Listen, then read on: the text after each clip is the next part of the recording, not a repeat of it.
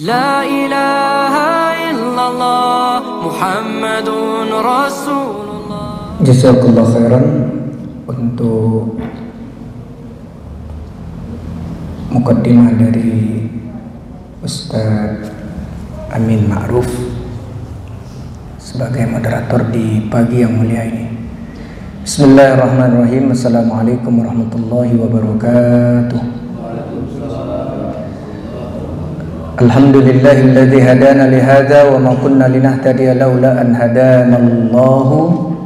Laqad ja'at rusulu rabbina bil haqqi wa nudu an tilkumul jannatu urithumuha bima kuntum ta'malun. Asyhadu an la ilaha illallah wahdahu la syarika lahu wa asyhadu anna Muhammadan 'abduhu wa rasuluhu. Allahumma shalli wa sallim wa barik ala sayyidina wa nabiyyina Muhammadin wa ala alihi wa sahbihi ajma'in wa man tabi'ahum bi ihsan min ummatihi ila yaumiddin wa sallim tasliman katsiran. Ya ayyuhalladzina amanu taqullaha haqqa tuqatih wa la tamutunna illa wa antum muslimuna thumma amma ba'du. Bapak-bapak haji, ibu-ibu haja, hadirin sekalian yang dimuliakan Allah, mari kita awali dulu dengan mengharapkan kebarokahan dari asmaullah basmalah. Bismillahirrahmanirrahim.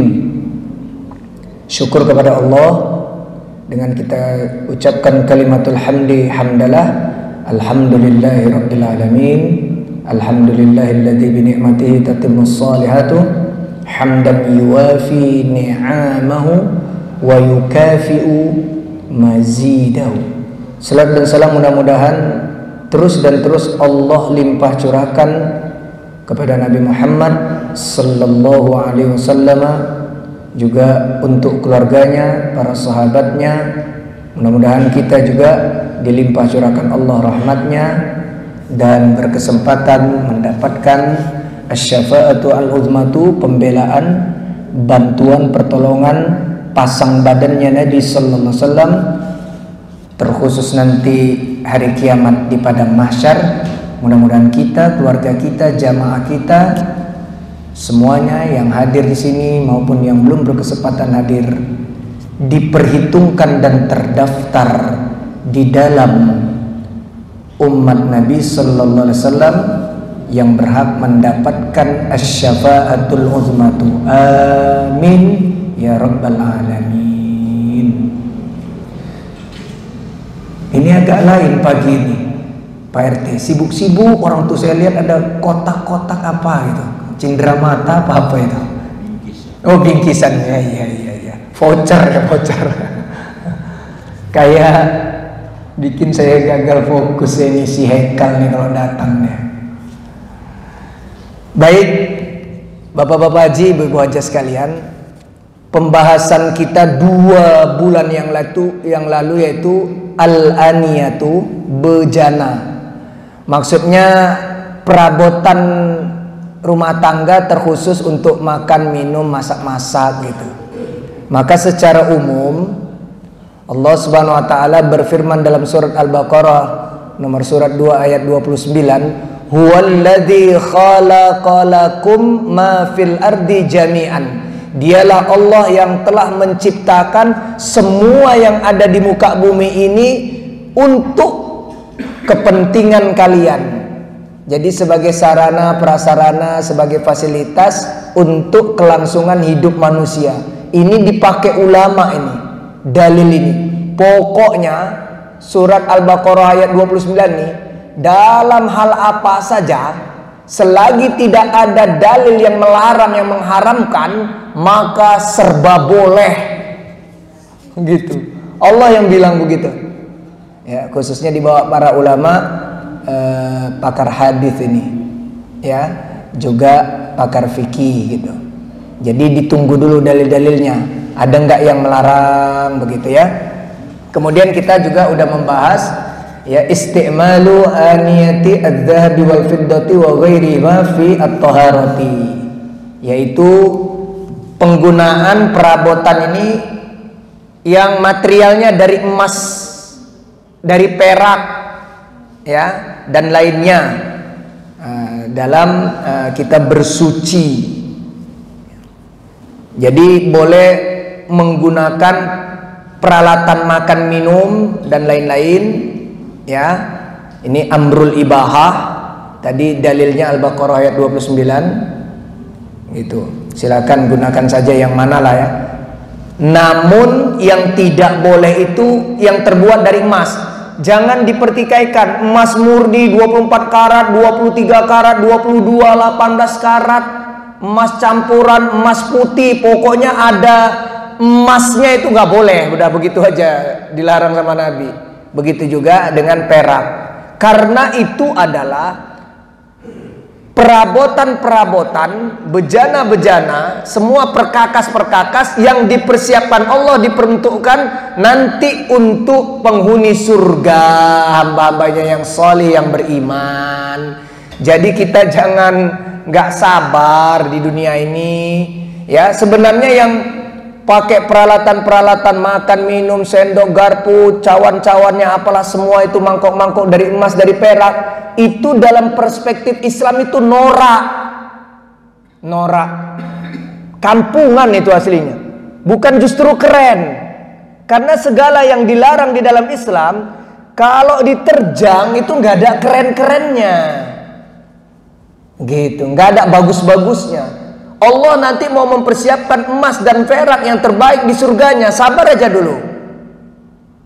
Ini kata Nabi sallallahu alaihi wasallam, diriwayatkan oleh Al-Imam Al-Bukhari dan Muslim. La tashrabu fi aniyatiz zahabi wal fiddati. Jangan sekali-kali semua perabotan perkakas kalian, ya, alat-alat makan, minum dan seterusnya kalian yang ada di dapur, di meja-meja makan itu terbuat dari emas dan perak. Enggak peduli berapapun kadarnya. Gitu.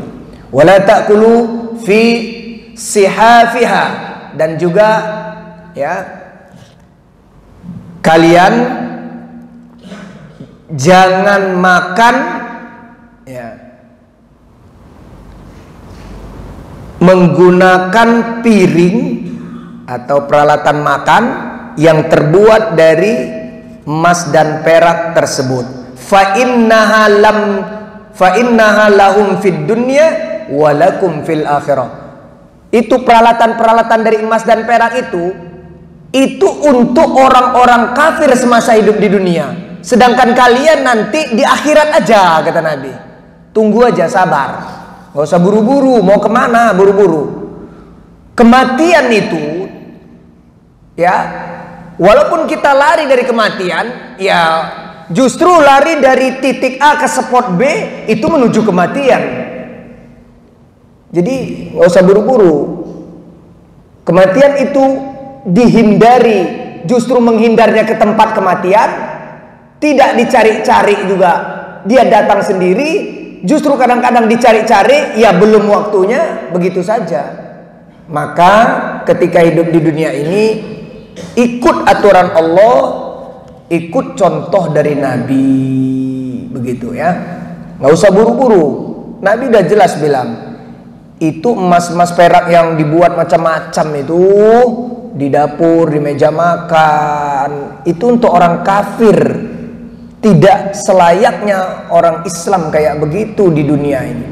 Nanti kalian disiapkan Allah emasnya surga, peraknya surga, dan serba logam-logam mulia kalau di surga itu. Mutiara, ya, permata, intan, itu alat-alatnya semuanya begitu. Bahkan bidadarinya juga dari mutiara. Yang gak usah dibilang serem amat, bidadari dari mutiara gitu. Apa enaknya gitu.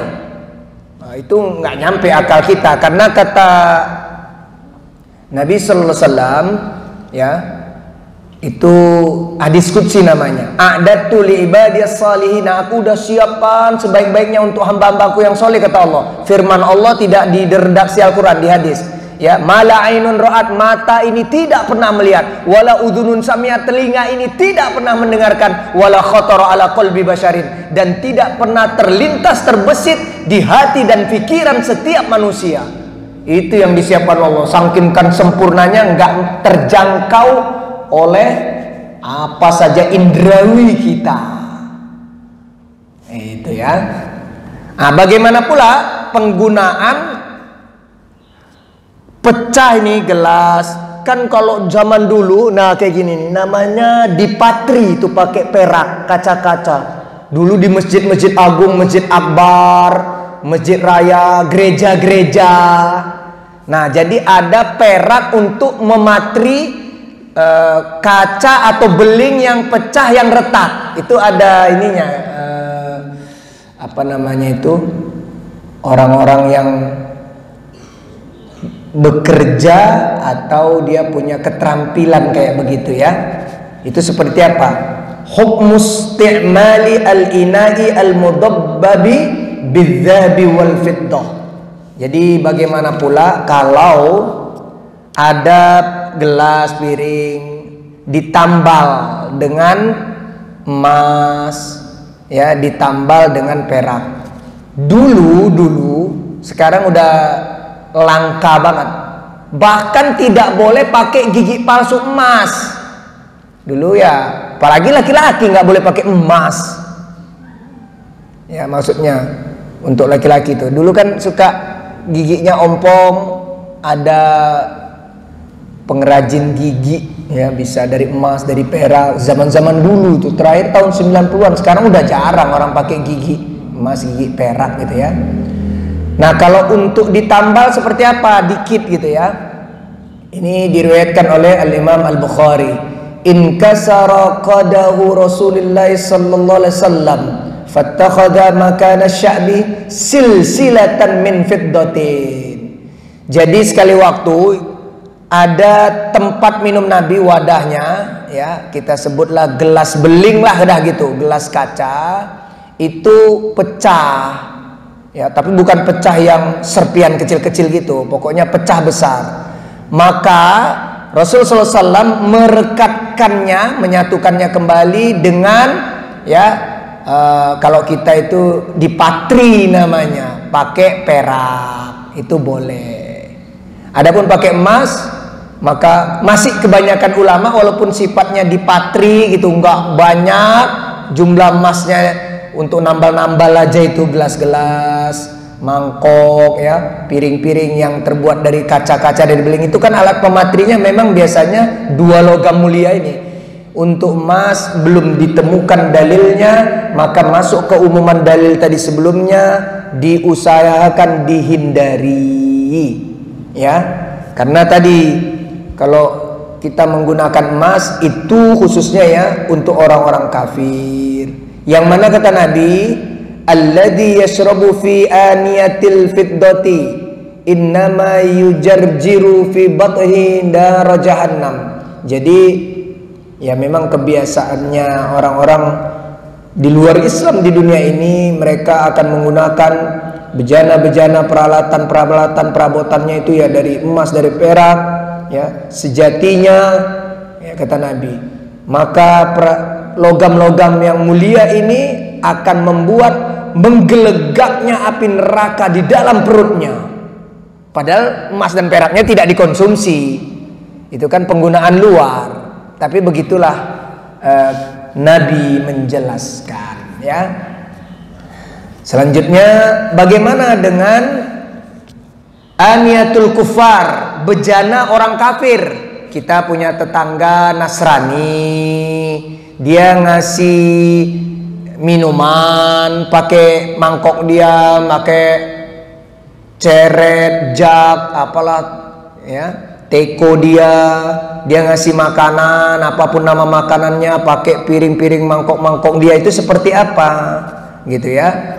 Al aslu fi aniyatil kuffari al hallu. Hukum asalnya kita menggunakan peralatan-peralatan makan minumnya, bejana-bejana orang kafir ini adalah boleh, halal.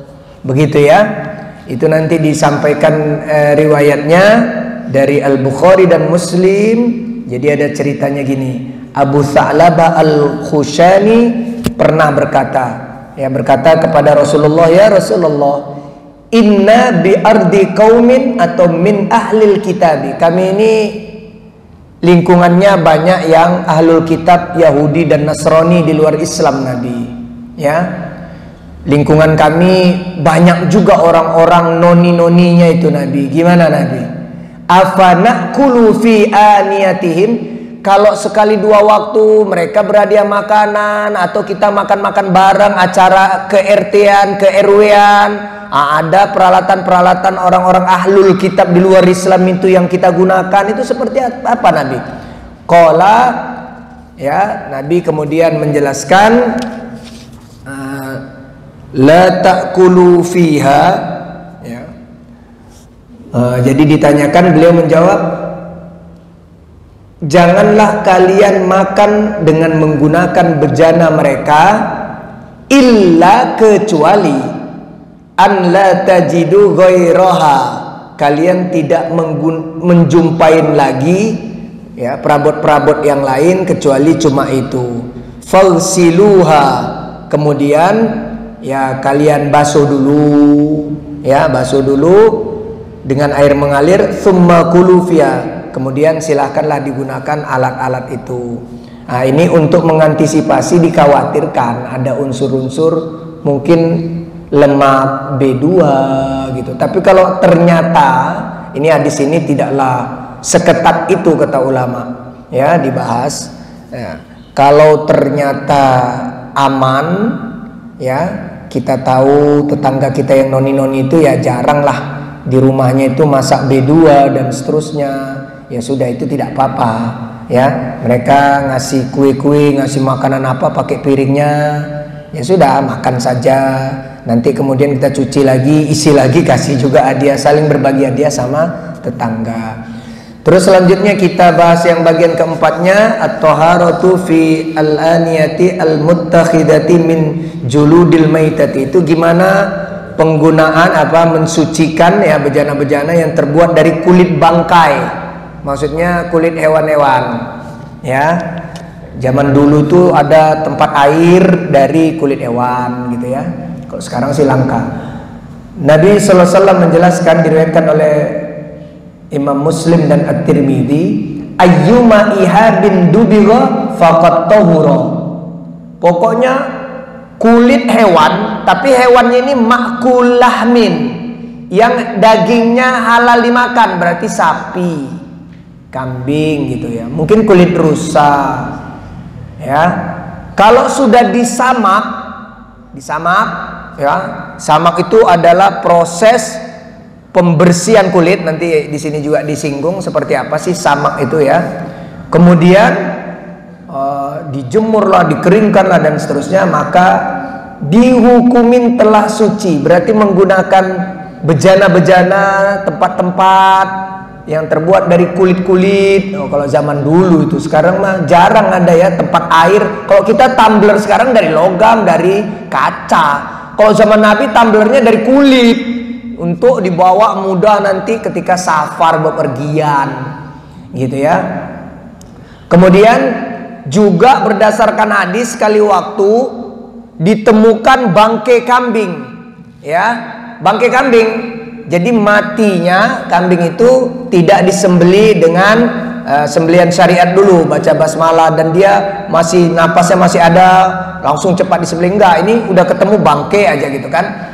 Maka ketika sekali dua waktu bersama sahabat Nabi berjalan, ngelihat ada bangkai kambing, Nabi bilang gini, halla akhadhu ihabaha fadabahuhu fantafa'u bihi faqalu innaha maitatun. Qala fa innama haruma akluha, ya, diriwayatkan oleh Al-Imam Muslim dan Ibnu Majah. Nabi bilang gini, itu kok enggak kalian manfaatkan aja kulitnya, walaupun dia matinya tidak disembelih secara syariat, lalu kalian samak, ya, nanti kalian gunakan, kalian manfaatkan. Kemudian sahabat-sahabat berkomentar, tapi kan udah jadi bangkai Nabi, ya, matinya tidak disembelih secara syariat. Kemudian Nabi mengatakan, kalau bangkai itu haramnya dimakannya, tapi kalau penggunaan hal-hal yang bisa dimanfaatkan itu tidak lantas serta-merta menjadi haram, kata Nabi. Boleh saja, kata Nabi gitu. Nah, ini ya dalil-dalilnya. Itu samak, ya. Jadi penyamakan itu ya, samak, ceritanya begini kalau menurut kitab ini. Penyamakan dilakukan dengan membersihkan penyakit dan kotoran-kotoran pada kulit hewan yang halal dimakan. Sapi, kerbau, lembu, apalah penyebutannya, kambing, domba. Nah, itu kan yang bisa, rusa, begitu. Menggunakan bahan-bahan ya yang nanti ada air dengan kadar tertentu, dicampurkan garam. Juga kalau zaman dulu dicampur lagi dedaunan akasia. Pohon akasia sekarang juga udah langka ini ya. Nah, atau daun ar-ar ya, mirip pinus. Itu zaman dulu. Kalau sekarang kan industri chemical itu udah maju. Jadi penyamakan itu pakai alat-alat kimia sekarang ya.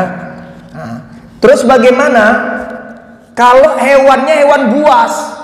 Ular, buaya gitu ya, disamak. Itu seperti apa? Di riwayat Ahmad, Abu Daud dan Al-Hakim, Nabi sallallahu alaihi wasallam melarang ya duduk di atas kulit macan harimau gitu. Maksudnya itu udah disamak, dijadikan ya gitulah untuk alas tempat duduk gitu. Itu dilarang sama Nabi itu ya. Artinya sebenarnya bukan dilarang duduknya, dilarang menggunakan kulit-kulit hewan buas, hewan-hewan yang tidak halal dimakan dagingnya, walaupun disamak. Nggak boleh.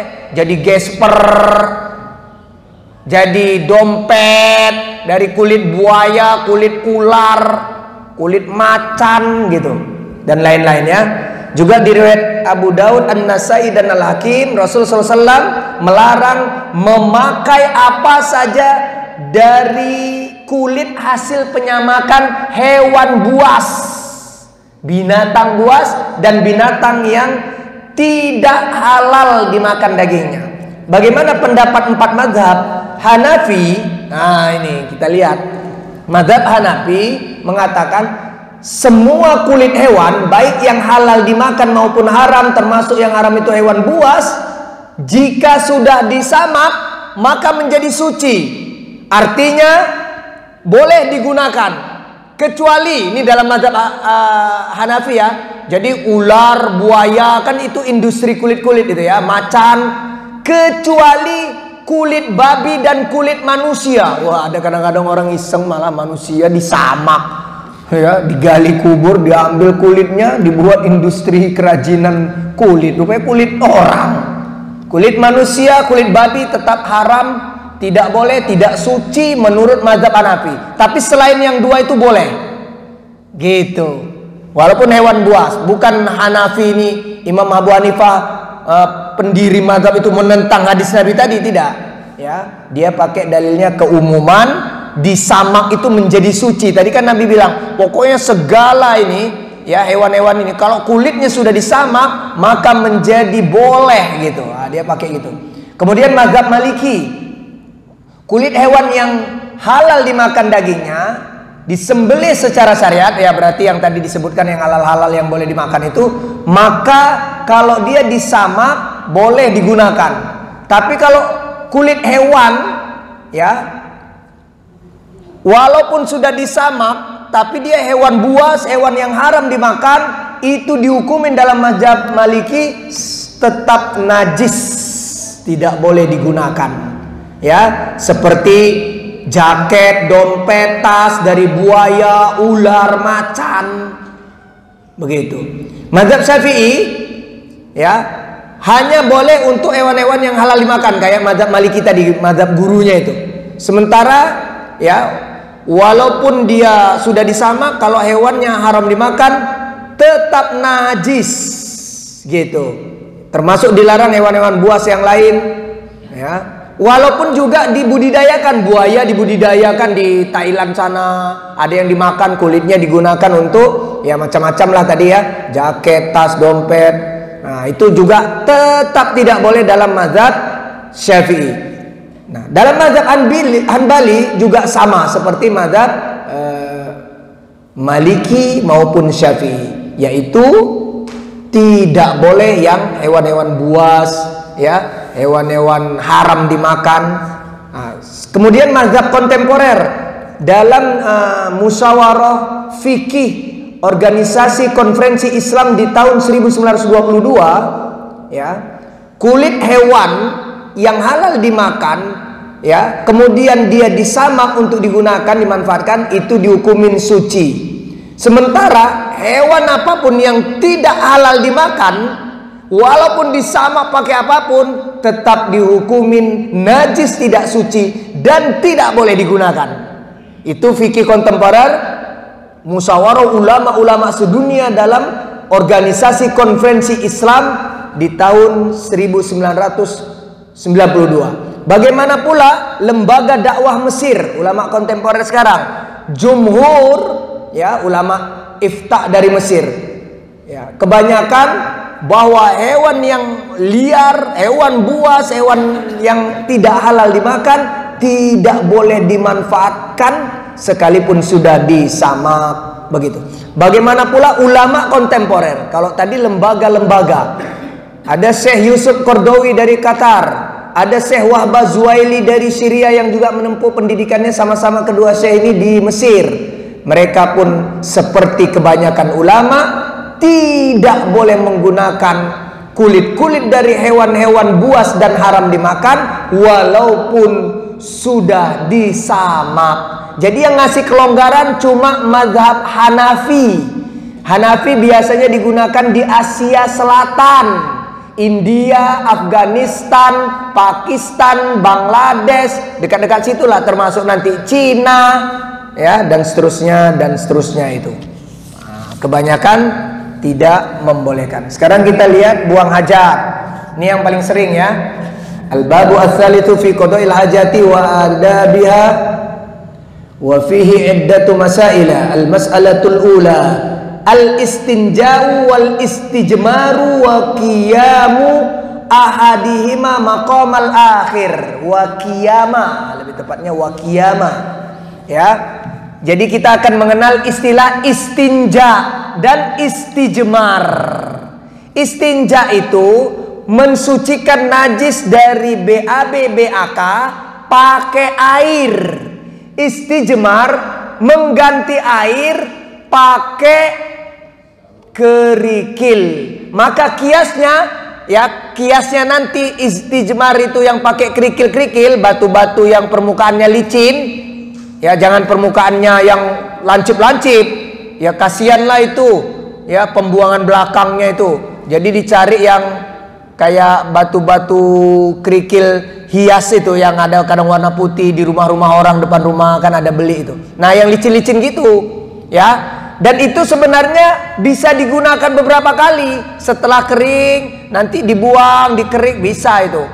Atau digosok-gosokkan lagi ke pasir, ke tanah, nanti suatu saat digunakan. Nah, kiasnya sekarang pakai tisu, pakai daun, begitu, ya.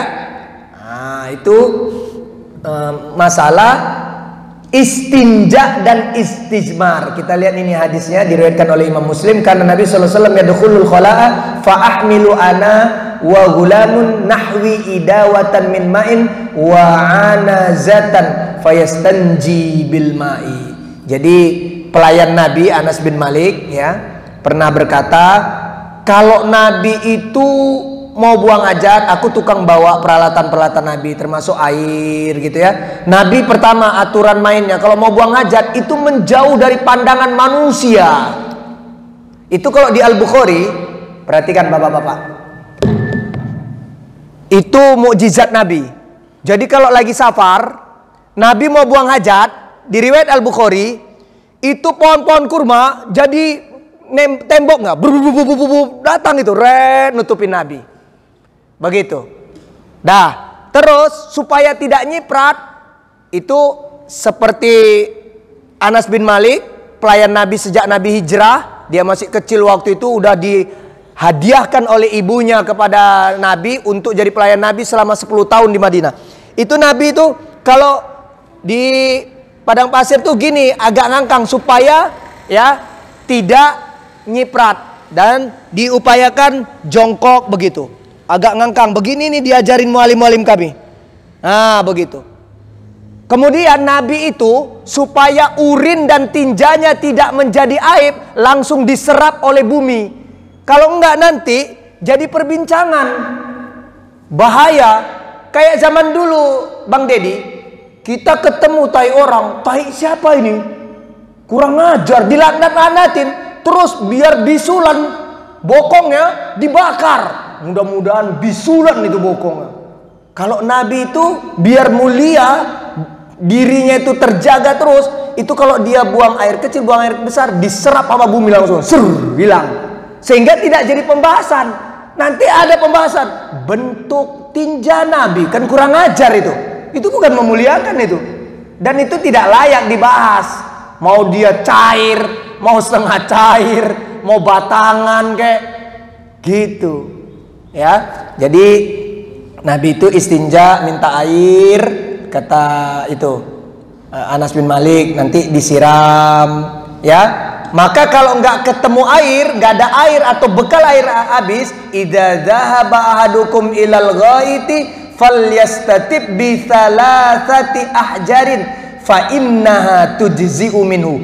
Kalau nggak ketemu, kalian istijmar, pakai kerikil minimal 3. Itu sudah mencukupin. Dan tidak boleh. Ini hati-hati, kalau sekarang kita langkalah istijmar pakai kerikil ya. Kita adanya tisu paling di hotel mungkin, di mall, di pesawat mungkin gitu. Maka kita tidak boleh menggunakan, kata Nabi nanti juga, orang Jawa bilang telek tong, kotoran sapi yang mengeras, dikirain batu kerikil. Karena kotoran sapi walaupun tidak najis, tapi tetap kotor. Jadi bukan sebagai alat pensuci. Ingat ya Pak Haji Bu Haja, hewan yang halal dimakan, urin dan tinjanya tidak najis, hanya kotor, bau. Jadi kambing, sapi yang ternak-ternak itu, kerbau di Sumatera Barat, ya Minangkabau, Aden itu, Minangkabau itu mereka peternak itu nggak apa-apa itu kena cipratan kencingnya, kena tai-tainya kita misalnya kurban nanti boleh dibawa sholat, cuma dia bau aja, kotor saja, tidak najis. Gitu kebanyakan ulama mazhab mengatakan. Hewan yang halal dimakan itu, tai ayam juga nggak najis, cuma kotor, bau gitu aja ya. Nah, maka kotoran sapi, kerbau, lembu yang mengeras disangka itu kerikil, itu nggak boleh kata Nabi.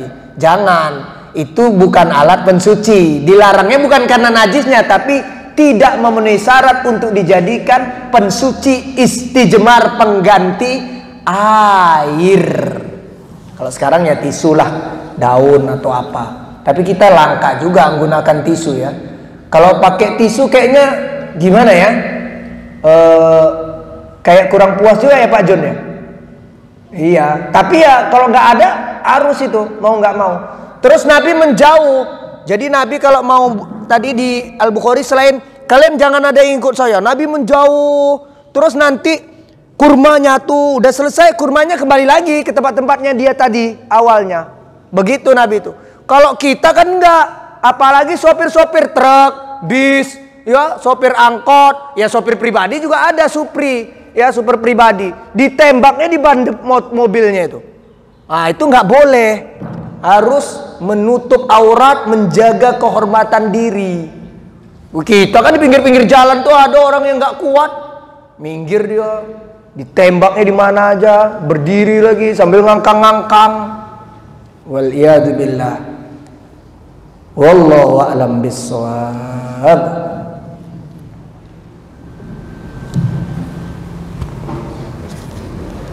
Saya pengen jawab lempar ke jamaah gimana ya? Oh iya. Diperkenankan kalau ada yang mau didiskusikan atau ditanya, biasanya Bang Victor nih nanya, atau dia udah ngelirik makanan aja tuh. Untuk bagian doanya. Ada yang nanya tuh. Yang biasa nanyanya lagi pulang kampung ke Jawa Timur. Oh.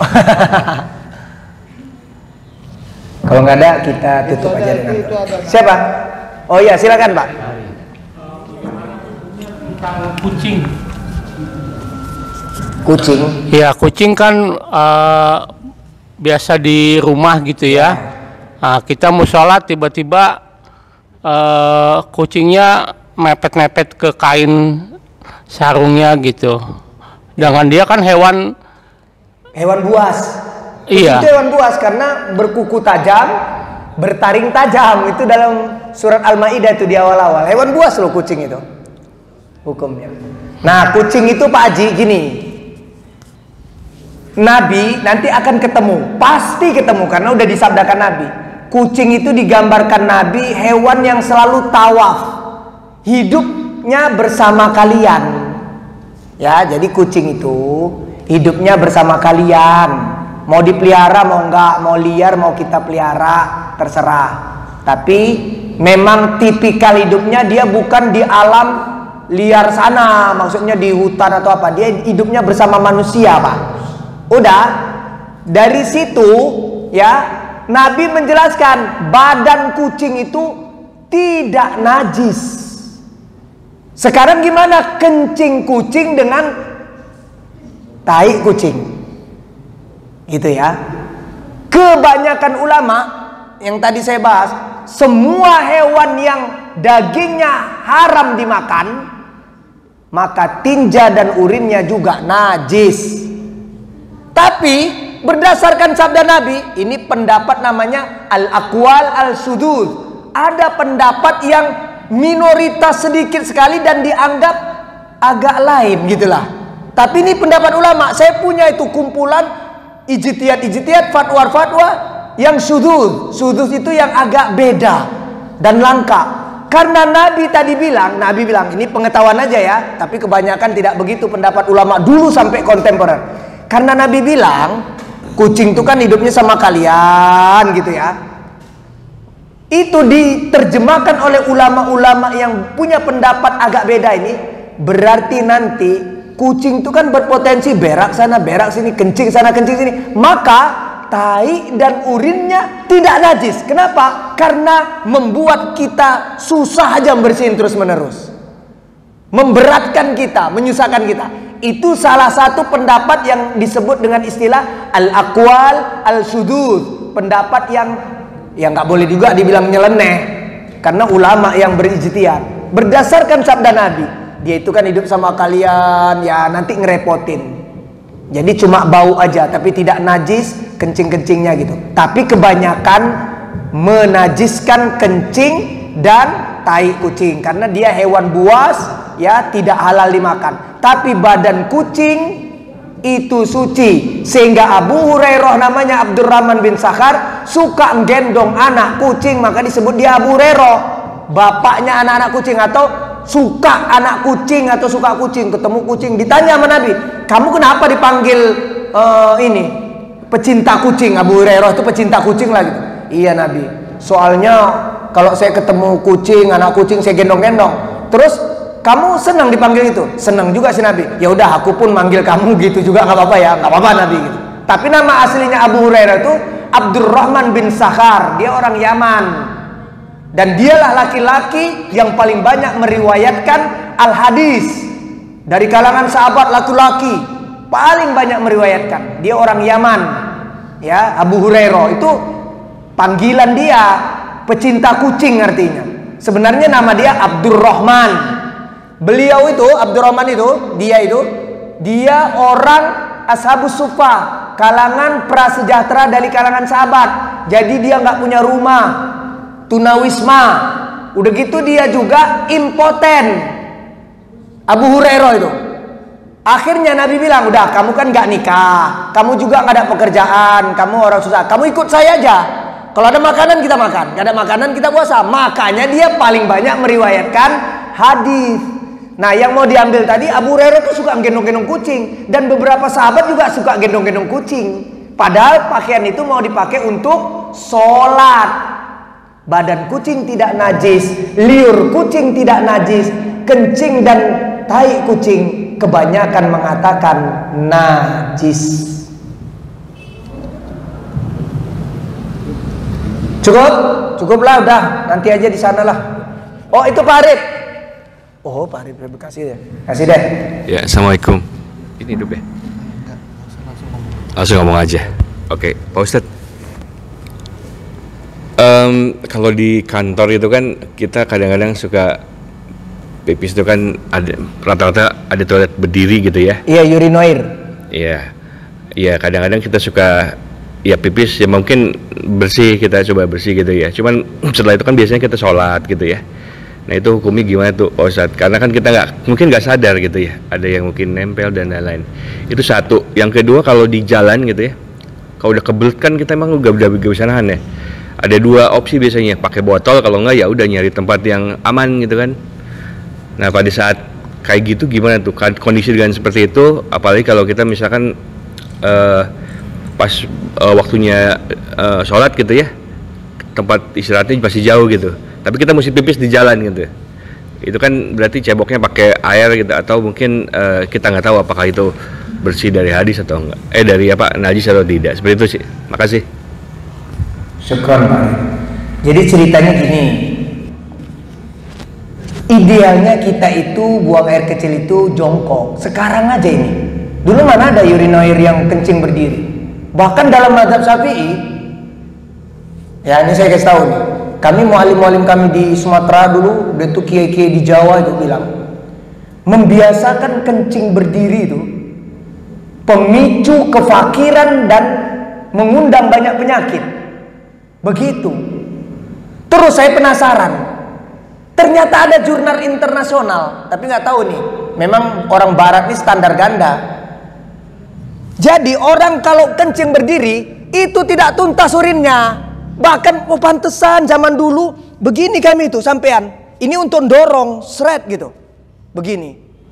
Kemudian Nabi itu namanya berdehem untuk menuntaskan. Bahkan Nabi itu juga ngurut, pakai tangan kiri, nggak boleh tangan kanan, megang kelamin kita diurut, selain dem, ya, gitu. Sekarang aja orang weser berdiri. Maaf aja ini. Ternyata ada penelitian yang sering kencing berdiri, pemicu penyakit dan pewaris kefakiran. Karena ada sebabnya. Nabi pernah lewat kuburan. Salah satunya sedang disiksa masalah air kencing. Gitu. Kita ini merasa hidup ini pengen instan sekarang.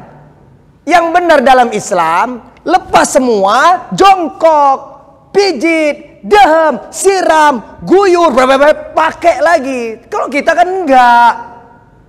Kecuali darurat. Di tempat-tempat tadi, tempat yang sok keren tadilah. Hotel bintang 7, puyer bintang 7 itu Maya. Mall, ya memang gak ada untuk jongkok-jongkok. Sekalinya ada pun yang jongkok malah toilet duduk juga, bukan jongkok juga. Akhirnya kita udah berdiri juga, itu kita semprot. Gitu kan ya. Dan seterusnya dan seterusnya. Sebenarnya sampai sekarang pun saya tanya sama mualim-mualim kami itu, gimana caranya usahakanlah jongkok, kecuali darurat banget. Nah itu yang pertama. Karena apa? Potensinya walaupun kita urut-urut, kita berdiri tuh itu tidak sehebat kalau jongkok itu keluar tuntasnya itu. Sebenarnya termasuk orang yang ini maaf ini, syukur di sini juga nggak punya urinoir aja sini. Yang membiasakan, kecuali kalau kakinya ini udah nggak kuat jongkok, membiasakan BAB. Ini ada jurnalnya saya baca lagi lah, ada dalam bahasa Arab bahasa Inggris. BAB dalam keadaan duduk maka pemicu ambeien. Ambeien atau apa itu namanya ambeien itu? Wasir. Kalau jongkok kan mantap itu, nggak usah ngeden. Tapi kalau duduk, mukanya pun udah nggak enak, semuanya nggak enak. Dan kayak tidak sepuas kita jongkok. Gitu. Bukan zaman Nabi nggak ada teknologi, bisa aja dibuat untuk ya kloset duduk dan urinoir kencing berdiri. Zaman Nabi itu canggih juga, jangan dikira. Tapi sudah diantisipasi oleh syariat Islam sejak awal. Itu yang pertama, Pak Arif. Saya ngebahasnya, ya nggak apa-apa adanya berdiri gitu, ya di kantor-kantor kita. Usahakan itu dibersihkan benar-benar itu larasnya itu. Nah, saya mau ngasih tahu, kami diajarin ini fikih itu jangan dianggap porno ya. Pak, ini kita laki-laki yang enak, kalau perempuan enggak. Ini laki-laki. Nah, saya gambarkan gini ya. Jangan dibilang tahiyat. Ya, ereksi. Ini namanya ya skrotum. Ini namanya zakar. Udah, caranya gini, caranya. Ini yang berpotensi prostat. Kemudian anyang-anyangan. Kencing gak tuntas. Nih, perhatikan baik-baik. Udah begini, tapi ini saya kalau gini nggak enak saya jadinya kan ya. Sebenarnya kan dia simetris di tengah, ya kan? Ya kau giliran kau ngaji kacau gitu ini kan. Dah saya gambarkan gini, nggak apa-apa. Ini maaf, jangan dianggap kotor dulu saya ini. Ini bukan fuck you ini ya. Udah gini, ini kan tengah simetris. Ini skrotum, namanya skrotum, ya. Kantong ini. Ini di bawah dia ini ada garis tengah. Garis tengah itu tarik ke bawah. Ya, kira-kira kalau bahasa akupunktur 1 cun, bukan 1 jun ya, Pak Jun itu. 1 cun itu 1 ruas gini. Dari bawah itu, dari bawah sebelum lubang dubur, itu coba tolak ke atas. Kalau kencing, mantap. Ini juga yang termasuk ejakulasi dini, mani encer, prostat. Itu obatnya. Itu kalau di Islam, pengobatan tradisional Islam namanya apa ya, pokoknya ekor emas, gold tail disebut. Jadi itu untuk mendapatkan titik itu, untuk keperkasaan laki-laki ya, itu bayar pakai emas ceritanya. Makanya disilakan dalam barat itu gold tail ya. Sebenarnya gold spot, titik emas, tapi tail itu kayak ekor. Jadi tarik itu ada garis tengah ya, ada katulistiwa garis tengah, terus sampai bawah, agak bawah sebelum lubang dubur, agak depan sana dia. Itu tolak-tolak ke atas. Sekarang buktikan, pergi nanti ya, pura-pura aja mau apa. Itu enak sekali. Itu yang anyang-anyangan, ereksinya susah, perjuangan ya, hidup, untuk hidup perlu berjuang. Kalau dulu kan bayangan hidup dibayangin aja udah hidup. Kalau sekarang perjuangan hidup. Udah gitu mani encer, ejakulasi dini, termasuk juga anyang-anyangan, termasuk menuntaskan secara normal urin-urin kita, termasuk yang berpotensi kita semua punya prostat. Itu kan alat reproduksinya, bagian dari reproduksi laki-laki. Biar nggak penyakitan prostatnya itu. Begitu. Ngukur prostat kita udah bermasalah, ketika bangun pagi, ya apel lagi kenceng, siaga 1, kalau nembaknya nggak jauh, berarti ada tanda-tanda, walaupun tidak kanker prostat, prostatnya, performanya semakin menurun. Dulu bujang-bujang, kita kencing, wah itu bangun kan berdiri, wah jauh. Kalau udah melemah, nah urutlah itu, pijitlah itu. Kok saya jadinya gini terus jadinya ya, kacau juga nih. Iya. Nah satu lagi, usahakan sebenarnya Pak Arif, kita di bepergian itu udah sunnah Nabi. Kami dikasih tahu sama kiai mualim, kemana-mana bawa salinan. Jadi alat ibadah ini, pakaian, biasakan kita perginya cuma ke Jakarta pun, biasakan bawa peralatan sholat. Jadi misalnya nggak apa-apa kan kalau kita kerja itu bawa sarung kan, bukan berarti kita kerjanya sarungan. Nanti kita khawatir meragukan atau apa, udah pas sholat pakai aja dulu sarung, nanti mau kerja lagi pakai lagi celananya dan seterusnya. Jadi di dalam Islam Nabi udah ngajarkan, kamu mau pergi jauh mau enggak, mau lama mau enggak, biasakan bawa cadangan pakaian ibadah. Gitu. Jadi nggak ada lagi masalah-masalah yang kita ragukan itu. Cukup kiranya. Baik, mari kita tutup dengan hamdalah. Alhamdulillahirabbil alamin. Hadiah salawat dan salam untuk Nabi. Allahumma shalli wa sallim ala nabiyina Muhammadin wa alihi washabbihi ajmain. Penutup kegiatan kita, subhanakallahumma wa bihamdika asyhadu an la ilaha illa anta astaghfiruka wa atubu ilaika wal afu minkum wallahul muwaffiq ila sawasabil. Wassalamualaikum warahmatullahi wabarakatuh.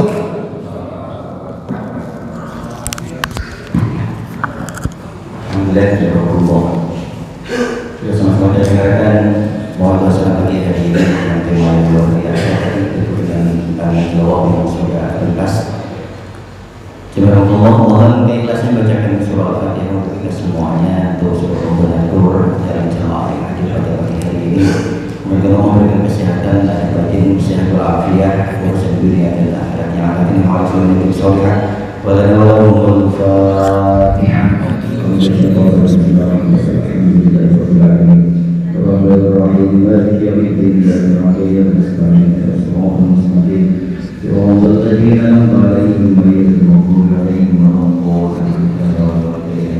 Kami persilakan jemaah